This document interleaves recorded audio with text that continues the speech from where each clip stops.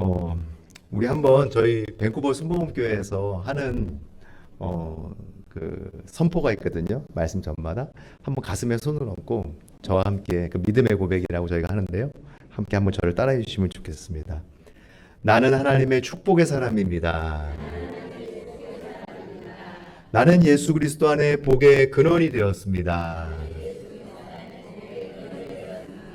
우리는 성령의 새 사람이 되었습니다. 아멘. 여러분 믿음의 고백과 같이 성령의 새 사람이 되신 줄 믿습니다. 여러분 정말 반갑고 감사하고 또 오늘 이렇게 귀한 함께 말씀을 나눌 수 있는 자리를 허락해 주신 우리 차진호 담임 목사님과 또 우리 장로님들과 권사님들 우리 모든 성도님들 정말 보고 싶었습니다. 너무 감사드립니다. 여러분 마스크 낀 얼굴을 보고 싶었는데 마스크를 벗은 얼굴을 보니까 더 감사합니다. 이 시간 하나님께서 우리에게 주시는 말씀은 요한복음 3장 16절로 21절의 말씀입니다. 요한복음 3장 16절로 21절까지의 말씀을 우리 조금 길지만 함께 천천히 한 목소리로 봉독하겠습니다. 하나님이 세상을 이처럼 사랑하사 독생자를 주셨으니 이는 그를 믿는 자마다 멸망하지 않고 영생을 얻게 하려 하심이라. 하나님이 그 아들을 세상에 보내신 것은 세상을 심판하려 하심이 아니요 그로 말미암아 세상이 구원을 받게 하려 하심이라.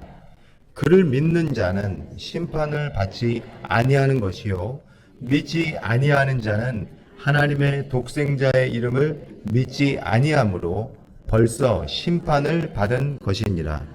그 정죄는 이것이니 곧 빛이 세상에 왔으되 사람들이 자기 행위가 악함으로 빛보다 어둠을 더 사랑한 것이니라. 악을 행하는 자마다 빛을 미워하여 빛으로 오지 아니하나니 이는 그 행위가 드러날까 함이요 진리를 따르는 자는 빛으로 오나니 이는 그 행위가 하나님 안에서 행한 것임을 나타내려 함이라 하시니라. 아멘. 함께 봉독하신 말씀을 본문으로 선교하시는 하나님, 사랑하시는 하나님. 한번 저를 따라해 주실까요? 선교하시는 하나님, 사랑하시는 하나님. 우리 하나님은 선교하시며 오늘도 우리를 사랑하시는 줄 믿습니다. 선교라는 단어 여러분 잘 아시죠? 영어로 하면 선교가 뭘까요? 미션입니다. 미션. 자, 이 미션이라는 단어의 어원을 보니까요. 미토라는 이 라틴어에서 왔더라고요. 저도 설교 준비하면서 알았습니다. 미토라는 그 단어의 뜻을 보니까 보내다라는 뜻이 있어요. 여러분 선교란 무엇일까요? 우리가 선교를 하나님과 이렇게 관련되어서 생각을 해야 되는데 우리가 해야 되는 일이다라고 생각을 하게 되면은 이 선교가 너무 크게 느껴집니다. 선교는 하나님이 하시는 일이거든요. 우리가 하는 일이 아니라 하나님이 하시는 일인데 바다와 같은 우주와 같은 하나님께서 모래알과 같은 우리가 그 하나님 놀라우신 광대하신 하나님께서 하시는 일을 우리가 하려고 할 때에는 선교가 너무 멀게 느껴집니다. 그 대단한 거를 우리가 어떻게 합니까? 그런 마음이 드는 거죠. 그런데 제가 선교란 무엇일까 이렇게 우리가 할 수 있는 선교, 하나님께서 우리에게 시키시는 선교 그것이 무엇일까 생각하면서 기도할 때에 문득 하나님께서 기도할 때 어린 시절에 어머님이 저한테 저녁 준비하시기 전에 심부름 보내시던 일이 생각이 나더라고요. 500원을 주시면서 성준아 가게 가서 두부 200원어치는 그리고 두부 한 모 그때 200원 했던 것 같아. 그리고 콩나물 300원어치만 사와라. 야, 근데 대박인 날이 있어요. 500원 들고 갔는데 콩나물이 그날 할인해서 200원이고 그리고 두부가 200원. 그러면 100원은 누구 거예요? 제게 되는 겁니다. 그러면은 참 이 기쁨이 있죠. 이 심부름을 잘 하고 와서 어머님께 그 심부름 해온 걸 갖다 드리면은 어머님이 콩나물과 두부도 지져주시고 그리고 콩나물도 버글버글 콩나물국 끓여가지고 아버지 퇴근해서 집에 오시면 함께 즐겁게 저희 동생과 함께 우리 네 식구가 이 식탁에서 도란도란 그 함께 먹는 저녁 식사 자리에 하나님 나라가 가득 임하는 그 기쁨이 있었던 장면이 제 머릿속에 생생합니다. 아마 여러분도 막 그런 뭐 소박한 우리들의 일상 속의 이야기들이니까 비슷한 경험들을 하셨을 거라 생각이 됩니다. 마찬가지로요. 하나님께서는요 우리에게 커다란 하나님에서 하시는 그 우주를 섭리하시는 그 선교를 말씀하시지 않아요. 하나님께서는 오늘도 우리에게 오셔서 우리가 할 수 있는 것, 또 우리가 할 때에 저같이 심부름값 생기는 일, 기쁨이 있는 일, 그리고 우리가 그 일을 감당할 때에 그 우리의 저녁 식탁에 임하는 하나님의 나라의 그 화평과 기쁨과 웃음과 즐거움, 오늘 이런 일이 있었어요, 학교에서 이런 일이 있었어요, 이렇게 친구들과 재밌게 놀았어요, 이런 걸 배웠어요, 이러면서 함께 즐겁게 이루어지는 하나님 나라의 그 가정의 모습과 같이 우리가 하나님께서 맡기시는 이 선교의 사명을 감당할 때 우리의 삶 속에는 하나님께서 이러한 하나님의 나라로 임하여 주시는 줄 믿습니다. 첫째로 한번 저를 따라해 주시겠습니다. 우리를 보고 계시는 하나님 아버지. 하나님께서는 내가 나의 삶을 보는 것보다도 우리의 삶을 더 깊이 보고 계십니다. 더 많이 보고 계십니다. 더 잘 알고 계십니다. 우리를 보고 계시는 하나님이에요. 때때로 우리는 하나님께서 우리를 보고 계신다는 사실을 우리가 잊을 때가 있습니다. 하나님은 언제나 마치 젖먹이를 안고 있는 그 엄마와 같이 우리를 계속해서 보고 계십니다. 그런데 우리가 그 사실을 잊을 때가 있다는 것이죠. 우리의 약함을 아시는 하나님, 젖먹이의 약함을 알고 그 젖먹이를 안고 있는 엄마와 같이 우리의 약함을 알고 계시는 하나님은 우리를 보고 계신 이유가 무엇일까요? 우리를 도우시기 위해서. 이 아이가 지금 무엇이 필요한가? 배가 고픈가? 아니면 기저귀를 갈아줘야 될까? 아니면 어떤 필요가 있을까? 쓰다듬어 줘야 될까? 우리의 필요를 살피시기 위해서 우리를 보고 계시는 것이죠. 오늘 본문 말씀에 보니까 요한복음 3장 16절 상반절에 하나님이 세상을 이처럼 사랑하사. 자, 여기서 이처럼이라는 이 단어에 우리가 좀 주목을 해봐야 될 것 같아요. 우리는 알고 있죠. 이처럼이 얼마만큼인지. 얼마만큼이죠? 요만큼인가요, 여러분? 그럼 한 이만큼 되나요? 아니면 이만큼 되나요? 이처럼 사랑하사는 우리를 위해 자신의 목숨을 내어주실 만큼 목숨을 내어주신 사랑. 저희 아버님이 거실에서 저희 아이들과 제가 장난치는 걸 보더니 그런 말씀하세요. 어느 날, 야, 너 참 잘 논다. 잘 논다 칭찬해 주신 거예요. 그런데 너의 아이들이 참 이쁘구나. 근데 성준아, 나는 너를 위해서는 내 목숨 줄 수 있는데 너희 자녀들을 위해서는 목숨을 줄 수 없을 것 같아. 여러분 이해가 되시나요? 그 이야기가? 저는 손주가 아직 없어가지고 그 느낌이 뭔지 잘 모르겠어요. 근데 아마 손주가 있으신 분들은 자녀와 손주의 그 사랑의 깊이, 손주가 이쁘죠 당연히. 그리고 다 내어주고 싶죠. 근데 자녀를 향한 그 사랑보다 더 크지 못하다는 그 말씀을 아직 좀 저는 더 배워야 될 것 같기는 합니다. 그런데 하나님께서는 이처럼 우리에게 자신의 목숨을 내어주실 만큼 자신을 다 내어주시는 사랑을 해주셨다는 것입니다. 우리가 주저앉을 때, 낙심할 때, 숨고 싶을 때 하나님은 우리를 외면하지 않으시고 우리를 바라보시고 찾아오신다는 거예요. 여러분 창세기에 나오는 아담과 하와의 이야기를 우리가 알고 있죠. 아담과 하와가 죄를 졌어요. 그런데 아담과 하와가 하나님을 찾아갔나요? 아니죠. 동산에 저녁 서늘할 때 동산에 거니시는 하나님께서 아담아 네가 어디 있니? 하와야 어디 있니? 하나님께서 찾아오셨어요.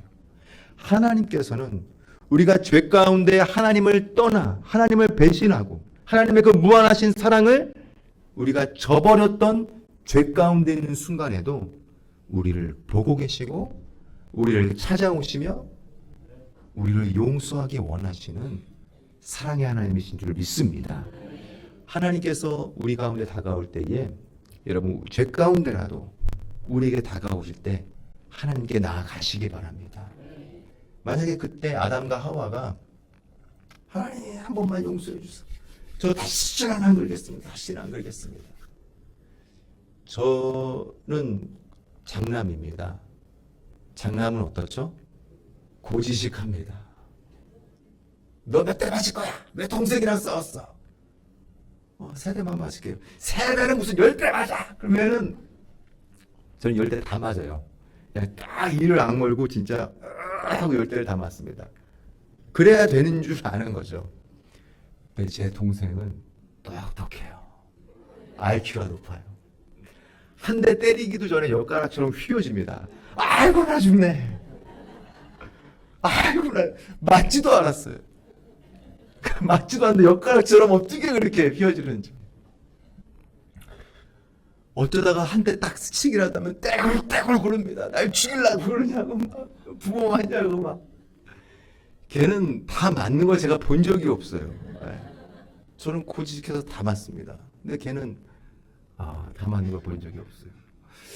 부모님도 피식 웃습니다. 걔가 그런 모습을 보면은 때리려고 하다가도 기운이 빠지는 거죠. 여러분 만약에 하나님께서 그때 아담과 하와가 범죄한 가운데 너 선악과를 먹었냐?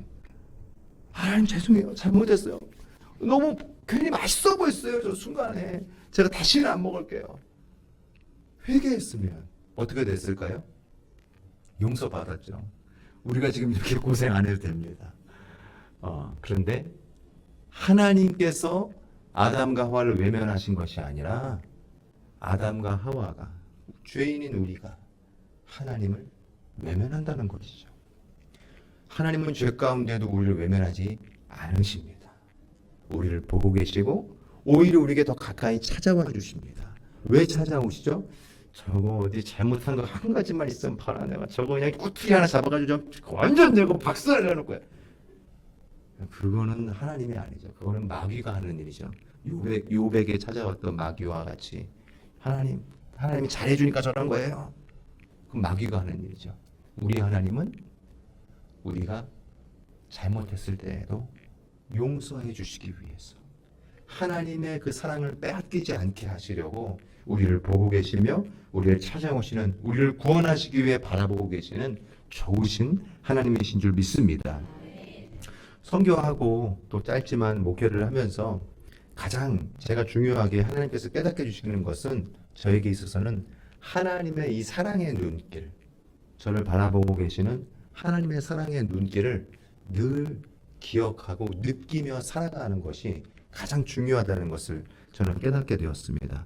말씀을 읽을 때 또 기도를 통해서 끊임없이 우리가 말씀과 기도 함께 나누고 예배하고 하는 이유가 무엇이죠? 우리를 사랑하시는 하나님의 사랑의 눈동자, 하나님의 사랑의 눈길을 우리가 느끼기 위해서인 거죠. 언제나 나를 보고 계신 하나님. 그러나 우리가 세상 가운데서 분주할 때에 또 죄의 유혹 가운데 우리가 또 잠시 하나님을 외면했을 때에 이 예배, 또 말씀, 기도를 통해서 여러분 우리의 영적인 시선을 하나님께 올려드리는 모두가 되시기를 주님의 이름으로 축원합니다. 이 시간 여러분 정말 하나님의 그 사랑의 눈길을 바라보시고 또 우리를 사랑으로 보고 계시니까 하나님께서는 우리를 구원하시기 위해 우리에게 예수 그리스도를 보내주신 줄 믿습니다. 한번 저를 따라해 주시겠습니다. 우리에게 오신 하나님 예수 그리스도. 요한복음 3장 16절 하반절에 독생자를 주셨으니 이는 그를 믿는 자마다 멸망하지 않고 영생을 얻게 하려 하심이라. 아멘. 하나님은 그냥 말로만 사랑하신 분이 아니에요. 사랑해. 요즘에 말로만 하는 사람 얼마나 많나요? 어느 날 깜짝 놀랐어요. 전화했더니 사랑합니다 고객님 그러면서 날 본 적도 없는데 아주 상냥한 자매님이 사랑한대요. 큰일 날 뻔했어요. 얼굴도 모르는데 이 사랑한다고 말은 참 많은 세상인 것 같아요. 그런데 하나님은 말로만 사랑하신 것이 아니죠. 그 사랑을 직접 우리에게 보여주셨습니다. 십자가, 우리를 위해 자신을 다 내어주신 사랑. 하늘 보좌를 떠나서 인간의 몸으로 오신 분 예수 그리스도. 이 예수님은 하나님의 사랑의 본체이신 줄 믿습니다. 예수님은 우리의 죄를 정죄하거나 비난하기 위해서 이 땅에 오신 것이 아니라 오늘 말씀 우리에게 분명하게 말씀하십니다. 요한복음 3장 17절을 우리 함께 한번 비추면 함께 읽겠습니다. 하나님이 그 아들을 세상에 보내신 것은 세상을 심판하려 하심이 아니요 그로 말미암아 세상이 구원을 받게 하려 하심이라. 아멘. 예수님께서는 하나님의 보내심을 받으셔서 이 땅에 오셨고 그 보내심의 목적은 무엇이었냐면 하나님 나라에 선포셨습니다. 하나님 나라를 선포하신 거예요. 가난한 자에게 복음을 전하시고 포로된 자에게 자유를 주시며 눈먼 자에게 다시 보게 하시고 눌린 자를 오늘 이 밤에 자유케 하시기 위해서 그 하나님의 나라를 우리에게 선포하고 계시는 줄 믿습니다.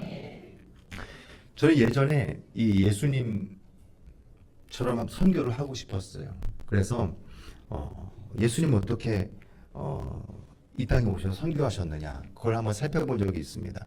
예수님 어떻게 선교하셨을까요? 예수님 이 땅에 오셔서 예수님 어떻게 선교하셨느냐 보니까 물론 대형 집회도 열기도 하셨습니다. 팔복을 전하시는 또 그리고 오병이어의 기적을 행하시는 그런 집회를 행하실 때도 있었습니다. 그런데 대부분 예수님께서 하신 이 선교의 삶 무엇이었느냐? 사람들과 함께 먹고 마시고 이야기 나누시고 함께 그 삶을 그냥 사셨습니다. 저는 이제 원주민 목회 때도 그랬고 그리고 지금 이제 교민 선교를 하면서도 그렇고 제가 무슨 선교 내가 가장 많이 하고 있는 선교가 뭘까? 그것을 생각해 보았어요. 예전에 인도에 있었을 때는 어린이 사역, 우리 그 배정희 선교 사역 중에서 여러분 그 사역하신 이야기들 많이 들으셨을 텐데요. 처음에 시작했던 그 어린이 사역을 시작해서 계속 어린이 사역을 빈민가에서 해오고 계십니다.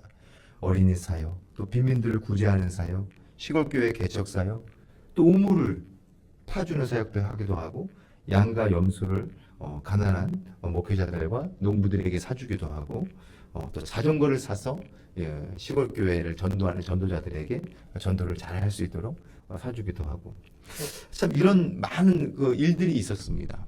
그런데 가장 많이 한 선교, 하나님이 기뻐하셨던 선교는 무엇이었을까? 그걸 생각할 때 마음에 흡족함이 없더라고요. 무엇이었을까? 매일 하나님께서 만나게 하시는 사람들과 기쁘게 밥을 먹고 이야기를 나누고 그들 집에 가서 짜이라는 게 이제 끓여주고 그냥 따뜻한 그 밀크티 그러면은 그거 받아 마시면서 제가 먹는 모습 보면서 웃으면 나도 그냥 웃고 처음에 말이 안 통하니까 웃는 거밖에 못해요. 웃는 게 선교예요. 처음에는 주는 대로 잘 받아 먹고 있으면 그것이었구나. 뭐 대단한 내가 진짜 치유의 은사가 저희 아버지는 그러시더라고요. 너 치유의 은사를 받아라. 그래서 많이 병 고치면 너 복음이 전해지는 거야. 저는 안 주시더라고요. 잘. 우리 배정희 선교사님 막 기도하시면 진짜 막 치유의 기록도 나타나기도 하고 예전에 귀신이 막 쫓겨나가는데 우리 선교사님은 다 손대면 막 귀신이 치는데 제가 손대면은 애송애송해요. 이게 난 뭐냐. 나는 막 그럴 때 그랬었어요. 그런데 제가 할 수 있는 게 있었어요. 그냥 같이 밥 먹고 같이 웃고 아이 낳았다 그러면 축하해주고 기뻐하고 또 그리고 어려운 일 있고 또 아이가 아프고 그러면 같이 가서 울어주고 같이 울고 내가 뭐 할 수 없으니까 같이 그냥 하나님 도와달라고 살려달라고 울고 웃고 먹고 그것이 가장 많이 한 선교였구나라는 사실을 알게 되었습니다. 그렇게 함께 살아가다 보니까요. 어느 순간부터 우리들의 모습이 점점 하나님의 모양과 형상을 회복해가는 것을 느끼게 되었어요.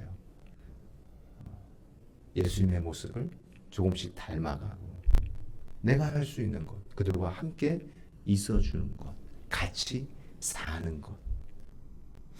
지금 교민교회를 사역하면서도 마찬가지입니다.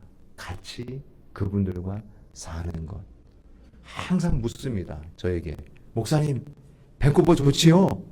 밴쿠버 좋지요? 저한테 물어보세요. 그러면 좋지요. 근데 왜 그걸 물어보시죠? 아, 당연히 좋죠. 좋죠. 예, 좋죠. 좋죠. 근데 왜 이렇게 그걸 강력하게 물어보실까? 우리 이민자들에게는 마음에 슬픔이 있어요. 슬픔. 많은 분들이 오시고 또 때로는 떠나고. 그리고 예전에 한국을 오래전에 떠나오셨던 분들은 뭔가 실향민 같은, 이미 거기서 시민권자이시고 거기서 이제 완전히 그 나라 국민으로 살아가고 계세요. 그런데 뼛속 깊이 한국 사람인 거예요. 한국이 잘 된다는 소식 들으면 막 기뻐요. 월드컵 뭐 옛날에 뭐 이렇게 뭐 예를 들어서 캐나다랑 대한민국이랑 붙었다. 아마 혼동이 느끼실 거예요. 그런 일이 없었으니까 감사하지만 한국이 막 뭐 우승한다 막 기뻐요. 왜 그래요? 뼛속 깊이 한국 사람인 거예요. 마음에 슬픔이 있어요. 아련함이 있어요. 아, 거기서 그분들과 이제 3년차 함께 살아가면서 하나님이 느끼게 하시는 거예요. 같이 사니까 느끼게 하세요. 그 마음속에 잔잔히 흐르고 있는 그 아련한 슬픔을. 그러면 어떻게 해요? 같이 우는 거죠. 같이 기도하고 함께 그곳에 계시는 예수 그리스도와 함께 울 수 있고 웃을 수 있고 함께 살아갈 수 있다는 것. 그것이 참 기쁨입니다. 빌립보서 2장 6절로 8절 말씀에 그 예수님의 선교 방식이 나타나는 것을 볼 수 있는데요. 그는 근본 하나님의 본체시나 하나님과 동등됨을 취할 것으로 여기지 아니하시고 오히려 자기를 비워 종의 형체를 가지사 사람들과 같이 되셨고 사람의 모양으로 나타나사 자기를 낮추시고 죽기까지 복종하셨으니 곧 십자가에 죽으심이라. 아멘. 우리가 선교적 삶을 살아가야 된다는 이야기들을 합니다. 하나님께서는요, 오늘 우리 한 분 한 분을 오늘 지금 이 순간은 양서 성전으로 보내셨어요. 미션 하셨어요. 미토 하셨어요. 우리를 보내셨습니다. 그리고 우리는 또 이제 예배가 끝나면 각자의 가정으로 미션합니다. 보내심을 받습니다. 내 가정과 또 다음날 일터와 또 여러 가지 모양과 모습으로 각자의 인생의 길 위로 우리는 보냄을 받습니다. 여러분, 우리는 그 보냄 받은 곳에서 예수 그리스도와 함께, 우리에게 오신 예수 그리스도와 함께 살아가는 살아있는 복음의 삶이 되시기를 주님의 이름으로 축원합니다. 여러분, 우리 정말 그렇게 살기 원해요. 우리 가정에 어려움이 있을 때에 남편과 아내와 그 부부간의 갈등과 어려움이 있을 때 부모님과 자녀와 형제와 자매와 또 때로는 이웃들과 어려움이 있을 때 우린 정말 그렇게 정말 예수님처럼 예수님과 함께 그것을 이겨내기를 원합니다. 여러분, 그런데 중요한 사실이 있어요. 우린 예수님이 아니에요. 우린 능력이 없어요. 우린 능력이 없음을 인정을 해야 돼요. 하나님 앞에서 인정을 해야 됩니다. 그래서 우리가 우리의 연약함, 우리의 능력 없음을 하나님 앞에서 인정하며 나아갈 때에 하나님께서는 반드시 우리에게 성령님을 보내주시는 줄 믿습니다. 마지막으로 한번 저를 따라해 주시겠습니다. 우리를 사랑의 빛으로 인도하시는 성령님. 아멘. 우리 요한복음 3장 19절 말씀을 함께 읽겠습니다. 빛이 세상에 왔을 때 사람들이 자기 행위가 악함으로 빛보다 어두움을 더 사랑한 것이라. 성령님은 우리 안에 오셔서 어떻게 하실까요? 죄를 깨닫게 하십니다. 여러분, 우리가 성령 충만 받으면 어떻게 될까요? 저놈 죄가 보입니다. 네, 그렇지 않아요. 그건 성령 충만을 아직 못 받은 거예요. 우리가 성령 충만을 받게 되면 나타나는 아주 동일한 특별한 한 가지가 있습니다. 내 죄가 보입니다. 이전에는 죄로 여겨지지 않던 모든 것들. 뭐 그거 당연한 거 아니야? 누구나 다 그 정도로 하고 살지 뭐. 근데 그게 아닌 거예요. 내 죄가 보여요. 그리고 내가 죄인이라는 사실이 깨달아집니다. 하나님 앞에 그래서 우리가 회개할 수 있게 되는 거예요. 성령께서 하시는 일은 우리의 허영과 허례와 모든 가식과 이 모든 우리의 죄악됨이 다 깨달아지고 드러나게 하십니다. 그리고 우리가 그 모든 마음을, 우리의 연약함을 하나님 앞에, 예수 그리스도의 십자가 앞에 쏟아놓게 하십니다. 내 죄가 보이고 내 안에 이제 예수님의 십자가 보혈의 은혜로 말미암아 죄가 씻김을 받으니 이제 내 안에 하나님께서 하나님의 사랑을 충만히 부어주실 수 있게 됩니다. 여러분, 성령의 충만함을 받으십시오. 성령께서 우리 안에 충만히 임하실 때에 다른 사람의 죄를 자꾸만 지적하고 싶고 다른 사람의 죄가 보일 때에 성령의 충만을 구하십시오. 내 죄가 보이고 다른 사람의 모습은 불쌍해 보이기 시작합니다. 긍휼, 불쌍히 여기는 것. 세상은 그것을 무능력이라고 말합니다. 야, 그런 값싼 동정하지 마. 그건 무능력한 거야. 아니요. 누군가를 불쌍히 여길 수 있다는 것, 성령의 권능인 줄 믿습니다. 불쌍히 여길 때 모든 미움과 갈등과 모든 분열이 떠나갑니다. 여러분, 성령의 충만함 받으셔서 여러분 나아가는 모든 가정과 삶과 일터와 모든 곳에서 이 모든 악한 마귀의 갈등과 분열의 역사가 떠나가게 되어지고 하나님 나라에 화평케 하는, 하나 되게 하는 그 은혜가 충만한 성령의 권능이 임한 모두가 되시기를 주님의 이름으로 축원합니다. 자, 이처럼 우리가 성령의 충만을 받을 때에 우리의 환경도 변하지 않고 내 옆사람, 그리고 나의 가족들이 변하지 않을 수 있습니다. 분명하게 변하는 것 한 가지, 내가 변하게 됨으로 말미암아 변화된 나의 모습으로 내 안에 계신 성령의 충만함과 함께 하시는 예수 그리스도로 말미암아 내 남편이, 아내가, 부모님이, 자녀가 점점점 변하기 시작합니다. 그리고 우리의 삶 가운데에 하나님의 나라가 임하게 되는 줄 믿습니다. 여러분, 옆에 분을 보시면서 한번 이렇게 인사하면 좋겠어요. 당신은 하나님의 선교사입니다.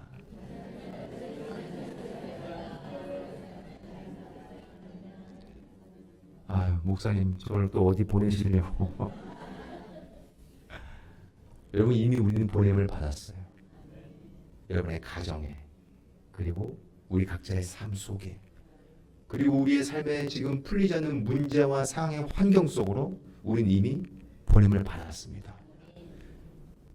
여러분, 기도 제목이 있다는 것이 얼마나 감사한지 몰라요. 기도 제목이 없는 사람은요, 하나님 나라의 임재를 볼 수가 없어요. 그런데 기도 제목이 있는 사람은요, 하나님 나라를 보게 됩니다. 반드시 하나님께서는 우리의 기도 가운데에 우리의 기도를 들으시고 우리를 보고 계신 하나님께서는 우리에게 예수 그리스도의 복음의 능력으로 응답하시며 반드시 하나님의 나라가 이루어지신 줄 믿습니다. 여러분, 이러한 하나님의 보내심을 받은 선교사가 되어서 우리 모든 한 분 한 분의 삶과 가정과 우리 양가 성전을 통해 정말 너무나 기쁜 소식을 들었어요. 저도 3년 전에 같이 막 우리 열심히 기도했던 성전 이전 하나님께서 새 일을 행하시는 줄 믿습니다. 이제 우리 양가 성전을 통해 이 양천구와 이 신월동, 그리고 우리 모든 이 목동 이쪽 일대에 성령의 생수의 강물이 터져 나오게 되어지고 우리 주변의 모든 이웃들에게 정말 하나님의 나라가 불과 같이 부흥케 되는 역사가 일어날 줄 믿습니다. 여러분, 한 분 한 분이 선교사가 되셔서 우리 사진으로 담임 목사님을 중심으로 우리 모든 장로님들과 권사님들, 각 구역장님들을 중심으로 모든 구역이 함께 성령 안에 하나가 되셔서 예수 그리스도의 몸된 교회, 선교하는 교회, 승리하는 교회, 부흥하는 교회 모두가 되시기를 주님의 이름으로 축원합니다.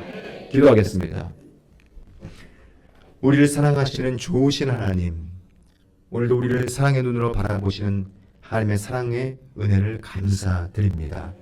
독생자 예수 그리스도를 우리에게 보내주셔서 멸망이 아닌 영생의 길로 우리를 인도해 주심을 감사드립니다. 우리를 어둠에서 빛으로 이끌어주신 성령님, 우리의 마음을 오늘 이 밤에 활짝 엽니다. 우리 안에 충만히 임하셔서 오직 예수 그리스도의 사랑, 하나님의 사랑으로 예수 그리스도의 십자가의 복음을 증거하는 능력의 삶 살게 하여 주시옵소서. 선교사의 삶 살게 하여 주시옵소서. 예수님의 이름으로 기도드립니다. 아멘.